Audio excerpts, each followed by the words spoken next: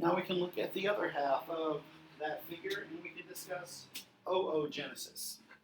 So if we look in 217b, I've added a few terms in here that they've scattered through the reading, but I want to show you where they apply in relationship to this diagram. So the equivalent of spermatogonia in males is the oogonia in females. These are the cells that will undergo mitosis to create the primary oocytes.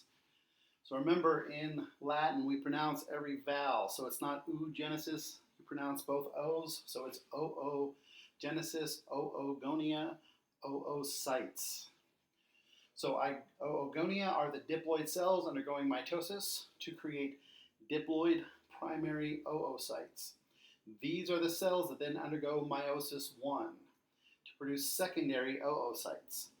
Now, one of the things you're going to see that's different between males and females is we do not get an even split during interkinesis of the cellular materials. The secondary oocytes are going to consist of one ovum. This is the cell that will go on to become the viable gamete.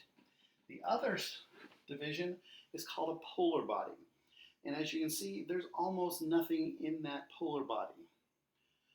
We want to put as much into this potential egg as we can, and so therefore the egg is going to be much bigger than a sperm cell, because all the sperm cell needs to donate is the genetic material. The egg needs to have all the material to then begin mitosis again after it is fertilized in order to go on. So we're going to get an uneven split. Secondary oocytes will split up into an ovum and a polar body. These will then undergo meiosis 2 to produce ootids. These are the equivalent of spermatids. So you're going to notice that a lot of these words are going to sound similar at their endings because they're talking about similar things. So once again, that ovum will create a disproportionate cellular division. We get one big one and one little one, and then that little one can only produce two little ones because it only has a little bit left. So by the time we get done with meiosis 2, we'll still have that one singular ovum. It is still haploid. All these polar bodies are also haploid. And now there will be three. One from the division of the ovum. That one became two. Ootids, once again, are not ready to go.